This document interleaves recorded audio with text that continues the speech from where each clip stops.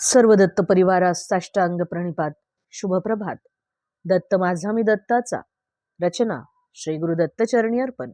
तत्पूर्वी एक लाईक माझ्या श्रीपादांसाठी. शंकर भट्ट ज्या निर्जन अरण्यामध्ये पोहोचले होते, त्या निर्जन अरण्याच्या एका गुहेतून एक वृद्ध तपस्वी बाहेर आले आणि ते शंकर भट्टांना म्हणाले की तू किती धन्य आहेस. तुझ्यामुळे या अरण्यामध्ये श्रीपाद श्री वल्लभ या नावाचा प्रतिध्वनी आला आहे. दत्त महाराजांनी कलियुगामध्ये श्रीपाद श्री वल्लभ याच नावाने अवतार घेतल्याचे फक्त काही ज्ञानी, परमहंस आणि योगी लोकांनाच माहीत आहे. तू भाग्यवान असल्यामुळे अशा या पुण्यस्थळी तू येऊ शकलास आणि त्यामुळे तुझ्या सर्व मनोकामना देखील पूर्ण होतील. त्याचप्रमाणे तुला प्रभू श्री श्रीपाद श्री वल्लभांच्या दर्शनाचा लाभ सुद्धा होईल.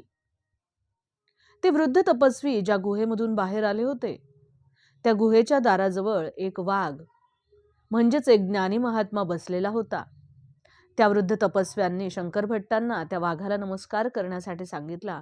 तेव्हा शंकर भट्टांनी त्या वाघाला अतिशय नम्र भावाने नमस्कार केला आणि त्या वाघाने लगेच ओंकाराचा उच्चार केला आणि त्या उच्चाराच्या आवाजाने तो सर्व मरुत्वमलई पर्वत जणू काही दुमदमून निघाला. नंतर त्या वाघाने श्रीपादराजम शरणम प्रपद्ये असे मधुर स्वरात श्रीपाद प्रभूंना आळवले आणि त्याच वेळेला एक चमत्कार असा झाला की तो जो वाघ होता त्या वाघाच्या ऐवजी त्याच्या शरीरामधून एक दिव्य कांतिमान असा पुरुष प्रगट झाला आणि त्याबरोबर त्याने त्या वृद्ध तपस्व्याला साष्टांग प्रणिपात केला आणि तो निमिषार्धात आकाश मार्गाने निघून गेला. त्या वृद्ध तपस्व्याने शंकर भट्टांना पुन्हा मोठ्या आग्रहाने आपल्या गुहेमध्ये नेले आणि आपल्या गुहेत गेल्यावरती त्यांनी तिथे केवळ आपल्या संकल्पाने म्हणजेच कुठल्याही सामग्री नसताना त्यांनी एक अग्नी प्रज्वलित केला. तो अग्नी त्यांनी काही आहुती देण्यासाठी प्रज्वलित केला होता.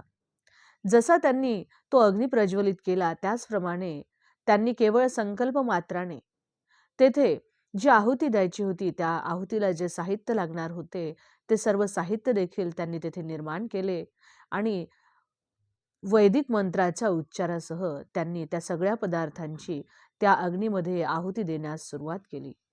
श्रीपादराजम शरणम प्रपद्ये. अवधूत चिंतन श्री गुरुदेव दत्त. दिगंबरा दिगंबरा श्रीपाद वल्लभ दिगंबरा.